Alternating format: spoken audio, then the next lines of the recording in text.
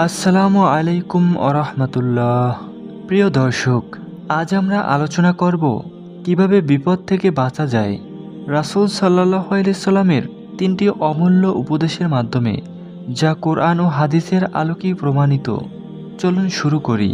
নম্বর ১, আল্লাহর উপর পূর্ণ ভরসা ও তাওয়াক্কুল। কোরআনে আল্লাহ তাআলা বলেন, আল্লাহর উপর ভরসা করো যদি তুমি মুমিন হও। রাসূল সাল্লাল্লাহু আলাইহি সাল্লাম বলেছেন, যে ব্যক্তি আল্লাহর উপর তাওয়াক্কুল করবে, আল্লাহ তার জন্য যথেষ্ট।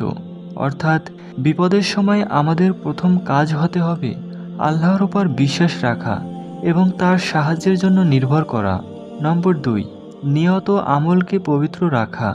রাসূল সাল্লাল্লাহু আলাইহি সাল্লাম বলেছেন, ইনসানের নিয়তেই তার কাজ নির্ভর করে, তাই প্রত্যেকেই তার নিয়ত অনুসারে পুরস্কৃত হবে। যখন আমরা বিপদ বা দুর্দশার মুখোমুখি হই, তখন আমাদের অন্তরের সত্যিকারের বিশ্বাস ও ভালো কাজের মাধ্যমে নিজেদের সুরক্ষা দিতে হবে। নিয়ত পবিত্র হলে আল্লাহর রহমত বর্ষিত হয়। নম্বর ৩, দোয়া ও তাকওয়া। কোরআনে আল্লাহ বলেন, তোমরা আমাকে ডাকো, আমি তোমাদের দোয়া গ্রহণ করব। রাসূল সাল্লাল্লাহু আলাইহি সাল্লাম বলেন, দোয়া হলো ইবাদতের মর্ম। বিপদ থেকে বাঁচতে নিয়মিত দোয়া করা ও আল্লাহর ভয় ও ভক্তি মনের গভীরে স্থাপন করা জরুরি।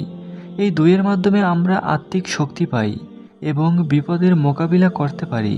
প্রিয় দর্শক, বিপদ থেকে রক্ষা পাওয়ার জন্য রাসূল সাল্লাল্লাহু আলাইহি সাল্লামের এই তিনটি উপদেশ আমাদের জীবনযাপনে অবলম্বন করা আবশ্যক। আল্লাহর উপর পূর্ণ বিশ্বাস ও তাওয়াক্কুল, পবিত্র নিয়ত ও সৎ আমল, নিয়মিত দোয়া এবং তাকওয়া বজায় রাখা। এই তিনটির মাধ্যমে আল্লাহ আমাদের বিপদ থেকে রক্ষা করবেন এবং সফলতার পথে এগিয়ে যাবার শক্তি দিবেন। আল্লাহর রহমত ও বরকত আমাদের সকলের উপর বর্ষিত হোক। আমিন।